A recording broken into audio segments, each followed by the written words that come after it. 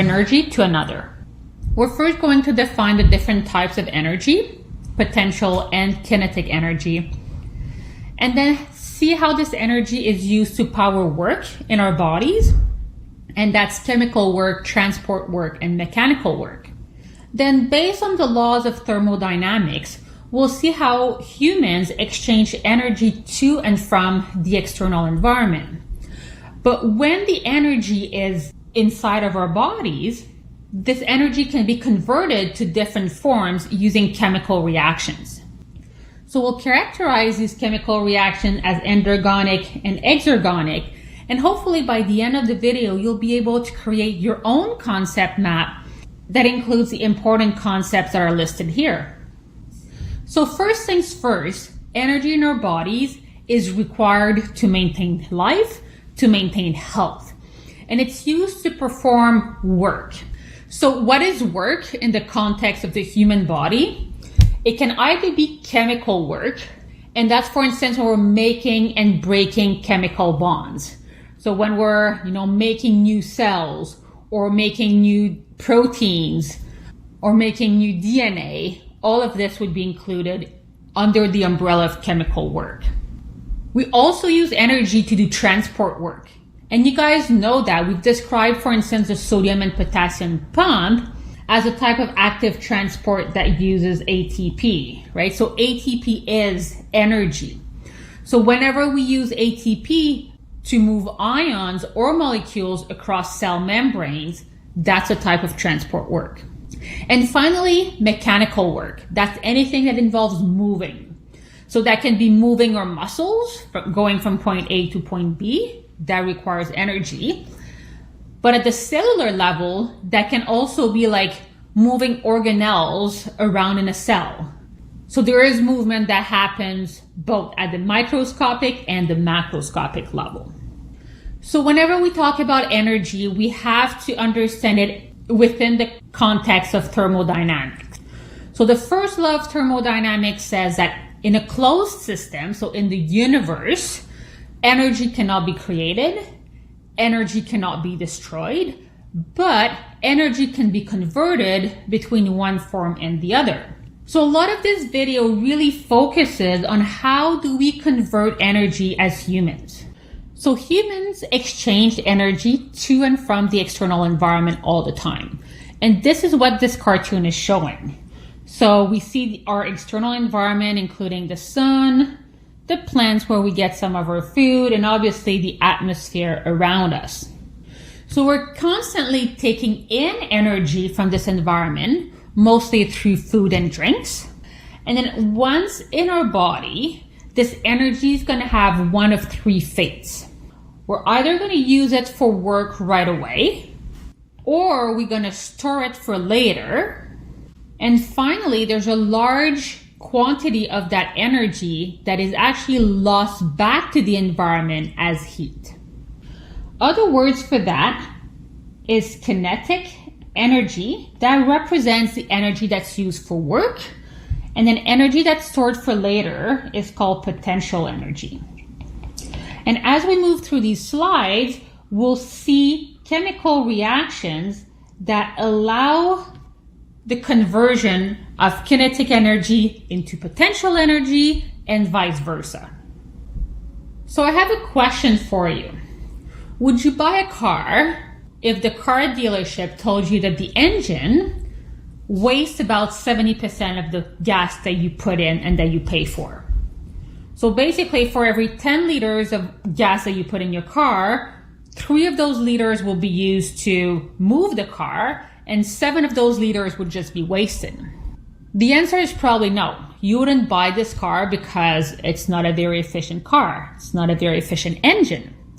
Well, that's actually what happens with our bodies. So up to 70% of the energy that we use to power work is actually lost as heat.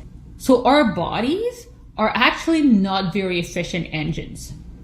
So as we've already mentioned, energy can be converted from one form to another.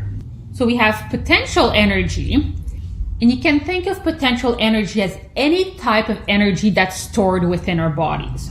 The 2 main examples that come to mind is any fat or carbohydrate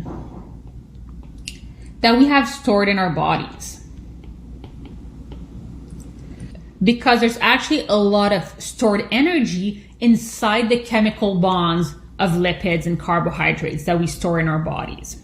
The other type of potential energy that you're already familiar with are concentration gradient. Remember how sodium is low inside the cell and high outside the cell? That's a concentration gradient, and you can think about that as a type of potential energy. So both of these types of potential energies have the ability to be converted to kinetic energy, or be converted in order to power work in our body. And that goes in both directions. So your fat and carbohydrate stores, for instance, can be used to help you exercise, to power your next run, or the next time you're going to do yoga, and so on. The concentration gradient of sodium can be used to then move sodium down its concentration gradient. And that's a type of kinetic energy because obviously there's movement involved. So let's go back and think about what kind of work is performed inside of our bodies. Remember, we have three types of work: transport, mechanical, and chemical. So here are three examples, and I want to match these examples to these three types of work. So number one here at the top, making proteins from amino acid. So we have amino acid here that are the building blocks of proteins, and we're building these chemical links between the amino acids to form first peptide and then proteins. That's a type of chemical work. Remember, the definition of chemical work is the making and breaking of chemical bonds. Number two here, what we're looking at is a cell that's going to change its shape in order to basically pick up a bacteria, bring this bacteria inside the cell, and then break down that bacteria. What kind of work is that? That's a type of mechanical work. So in order for the cell to take in the bacteria, it first needs to change its shape. It's also going to require the moving of an organelle. Here it's the lysosome. So both of these processes need energy that involves some sort of movement, which is the definition of mechanical work. And finally, our third example, we already talked about it, is creating concentration gradient using the sodium and potassium pump. So that's when we're moving 3 sodium ions outside of the cell while taking in 2 potassium ions. So that's a transport type of work where we move molecules across the plasma membrane. So I hope this gives you a little bit more concrete examples of what we mean by work in the context of the human body. So now the meat and potatoes of this video is really to look at how energy can be converted using chemical reactions. So we need to start thinking about molecules in our body, like carbohydrates and lipids, as being these stores of energy. So there's lots of energy that are available in those chemical bonds that we can build when we need to store energy, and that we can break down when we need to use energy. So when we need to store energy, we can use chemical reactions in order to build those chemical bonds. More specifically here, we're building covalent bonds. And what that does is that's going to transfer energy from one molecule to another. But when we build those covalent bonds, we actually increase, and that's a really key term here, we're increasing the potential energy of that molecule. And we call that an endergonic reaction. Basically, it means that the potential energy of the products, so after the reaction, is higher than that of the reactants. And we're going to see lots of examples and graphs of this, but I want to kind of lay the foundations in your head first before we go into some more details. And obviously we have the opposite here. we can use chemical reactions to break down those covalent bonds. When we do that, we actually use that energy to produce work that's needed at the time. So in this case, we're decreasing potential energy. So we took energy that was stored and we used it. We call that an exergonic reaction. And that means that the potential energy of the products is actually lower than what we started with. So let's look at some graphical representation of this. So when we talk about chemical reaction, we'll use this model where A and B represent two molecules, which we're going to call either reactants or substrates. And A and B get converted into two other molecules, which are called product. So we'll see this model over and over again. So reactants is what we start with. Products is what we end up with. Now I want to bring your attention to the graph below. So what we're looking at on the x-axis here is time. And then on the y-axis, the textbook calls it the free energy of molecules. But I want us to think about it as the level of potential energy. So the higher on this axis, the more energy is stored. As we go lower on this axis, there's less and less potential energy stored. So this is a graphical representation of a chemical reaction, where we start here that have a specific level of potential energy. I'm going to put a random number here. Let's say it's 10. Then the chemical reaction occurs, and at the end of the reaction, the products have a different level of potential energy. Here, let's say it's 2.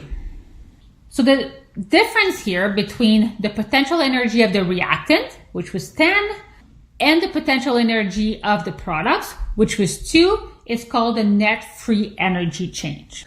But perhaps more importantly at this point, what we need to realize is that the potential energy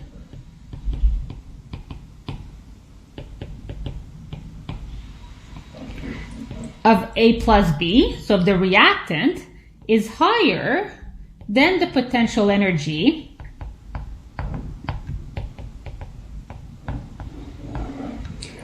of C and D, the products. If you go back to our previous slide, by definition, this is what we call an exergonic reaction because the products are lower than the reactants.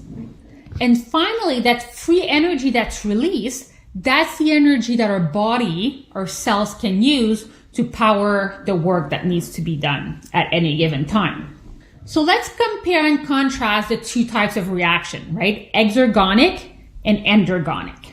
So this graph is the exact same that we just saw in the previous slide, right? It's an exergonic reaction because the potential energy of the products is less than the potential energy of the reactants.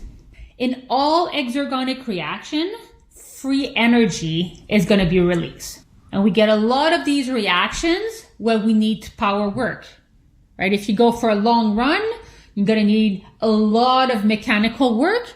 There's going to be a lot of exergonic reactions going on in your cells in order to sustain the energy need of your muscle contracting and so on and so forth. Now let's contrast this with the graph for an endergonic reaction. It's obviously the opposite. So in an endergonic reaction, the potential energy of the products, here G plus H, is actually higher than the potential energy of the reactants. In this case, potential energy is stored in our bodies. So we use a lot of endergonic reactions, for instance, after eating. Let's say you just had a really large plate of delicious pasta. You've taken in a lot of energy as carbohydrates, but you don't need all that energy right away because you might be sitting on the couch watching a good movie. So we're going to use endergonic reactions and store that energy into our lipid stores or carbohydrate stores, and we'll use it later whenever we go for that long run or it's been a while since we've eaten. So we've seen this graph before, and it's all about ATP. But it's important here because ATP breakdown is probably the quintessential exergonic reaction in our body. So remember that ATP has these two phosphate bonds that we call these high energy bonds. And when we break these bonds, there's a lot of free energy that's released. And we use that energy to power our sodium and potassium pump, to contract our muscle, for our heart to beat. So the breakdown of ATP into ADP is a very good example of an exergonic reaction. All right, so let's recap and think about those. So we've graphed here two different reactions. We still have the same pattern here with time on the x-axis and potential energy on the y-axis. So I want you to look at both reaction 1 and reaction 2, and we'll answer the 4 questions below. So first, which reaction is exergonic? Now remember that to determine this, we need to look at the potential energy of the products versus the reactants. So in reaction 1, the potential energy of the product is higher than of the reactant. In other words, C plus D has more potential energy than A plus B. So that's a reaction where we store energy, and that's a definition of an endergonic reaction. In contrast, reaction 2, the potential energy of the products is lower than that of the reactants. In other words, C plus D have less potential energy than A plus B. And that's a definition of an exergonic reaction.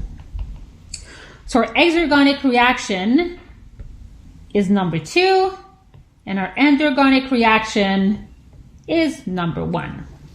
Once we know this, we can logically reason through the rest of the questions. So in which reaction is potential energy increased? Another way of phrasing this would be in which reaction is potential energy stored? That is always going to be the endergonic reaction. So that's number 1.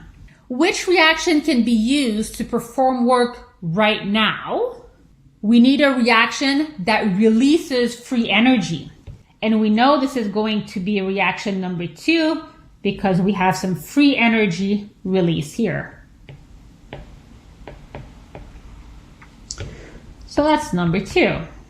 And finally, after eating a large plate of pasta, the glucose you eat is stored in glycogen, which is a carbohydrate in our muscle and in our liver. So what type of reaction would this be? Is this a reaction where energy is stored, or is it a reaction where energy is released? In this case, we're storing energy in the chemical bonds of glycogen. So this is an endergonic reaction. So the answer is reaction number 1. So one of the things that you should be noticing here is that really question 1, 2, and 3 really ask the same thing, just using different words. So once you're able to identify which reaction is exergonic and which reaction is endergonic, you should be able to also answer 2 and 3 pretty easily. We've got 2 more concepts to introduce in this video. The first one is activation energy. And this activation energy determines the likelihood of a reaction happening.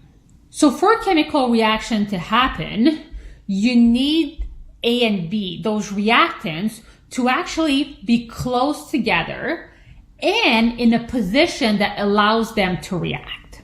Sometimes getting to that point requires lots of energy, and sometimes it just requires a little bit of energy. And that's what we call this activation energy, is how much energy do we need to actually get the reactants in a position where they can interact with one another. So activation energy here is shown in pink in those graphs here. So on the left, we have an example where activation energy is relatively low. So when that happens, the reaction is spontaneous. So it happens like almost without any effort. So it's very likely that it's going to happen.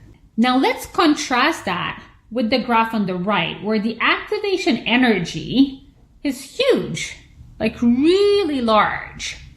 In those cases, reactions are less likely to happen or unlikely to happen. But we will see in the next video how enzymes can actually help bring this activation energy down, therefore increasing the likelihood that they're going to happen. And the last concept is reversibility. So most reactions in the human body can happen in both directions. And we call those reversible reactions. So this means that you can have A plus B making C plus D, but if the conditions change in our body, C plus D can be converted back to A plus B. So for instance, we can go from kinetic to potential energy, and then potential energy back to kinetic energy. And that's what is illustrated at the bottom here. So if you look at those two graphs, they're actually mirror images of each other. So on the left, we have the forward reaction. That's A plus B makes C plus D. And then on the right, we have the reverse reaction where C plus D make A plus B. So basically, what was originally the products now become the reactants, and what was originally the reactants now become the product. But now I want you to focus on the difference in activation energy between those two reactions. The forward reaction, the activation energy is low to medium. In the reverse reaction, the activation energy is actually huge. So coming back to our last slide, the forward reaction is more likely to happen than the reverse reaction. And one of the reasons for this is because the forward reaction releases a lot of net free energy, right? This net free energy contributes to the activation energy of the reverse reaction. If the difference in potential energy between these two was very, very small, then the activation energy of the reverse reaction would also be very, very small. So there are some reactions in our body, like what is illustrated right here, where the activation energy of the reverse reaction is so high that it's unlikely that this reaction is ever going to happen. So we call this an irreversible reaction.